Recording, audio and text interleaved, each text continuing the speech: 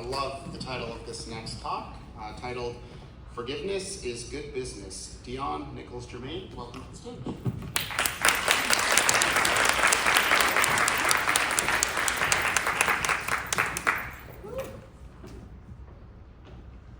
Well, the question I ask myself daily is, what would the world be like if millions of people could forgive themselves and others? What would there be more of? What would there be less of in this world? Then the next question I ask myself, well, where are the people? And I realize they're at work. We are spending more than half of our lives working, where the people are definitely peopling. Can I get a witness?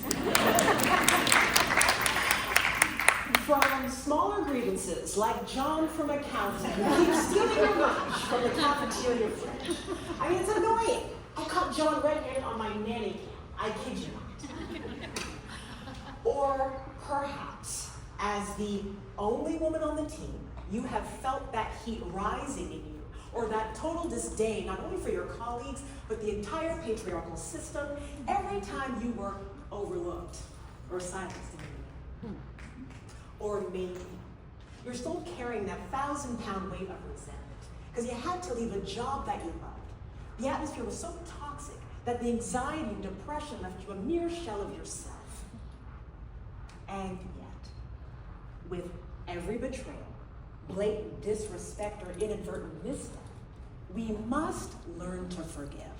Because when we don't, we're left energetically holding on to something that's robbing us of our present and our future.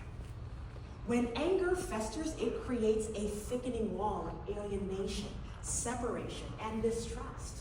And in the world we're navigating today, corporate spaces need forgiveness now more than ever. We need the whole person to come to work. Mind, body, emotion, spirit, if we're going to keep up with the ever-increasing pace of doing business today. Because the practice of forgiveness creates more resilient, more emotionally intelligent leaders, spaces where mistakes and failures are approached with compassion, seen as opportunities to learn and to grow. So what is forgiveness? Forgiveness is one of the highest forms of personal transformation. Who you become on the other side of forgiveness, unrecognizable. My life, unrecognizable because I keep choosing forgiveness. As leaders, every time we respond from a higher place, like love, empathy, curiosity, our emotional quotient goes up. So we can make clear, more empowered decisions.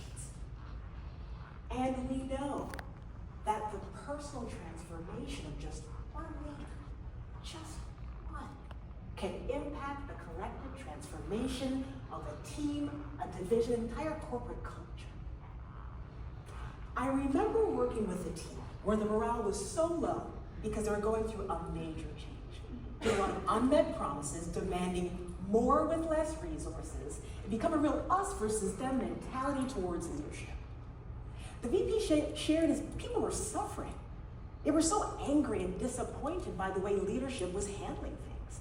I mean, people leaving left and right, embroiled in gossip, burned out, confused, tension you could cut with a knife. When I was able to walk them through my forgiveness framework, although the situation hadn't changed, it was how they're relating to it that changed. Wayne Dyer said, when you change the way you look at things, the things you look at change. Let that sink. I explained to them that forgiveness is not giving. Forgiveness is not giving in. Forgiveness is forgiving. It's a gift that you not only give others, but to yourself. Any high-performing high achievers in the room? Show of hands. I mean, I know it. Come on, all hands, please go up. If you would take that hand and put it on your heart, because that's what forgiving yourself feels like. The VP shared, once they understood forgiveness, they were happier. surpassed sales targets, creativity, innovation soared because they felt safe to take risks and share their ideas. He said even his relationships got better. So for those who thought forgiveness was weak, it's actually a leadership superpower, creating spaces where you see values in action, people fully empowered to collaborate and do meaningful work. Forgiveness is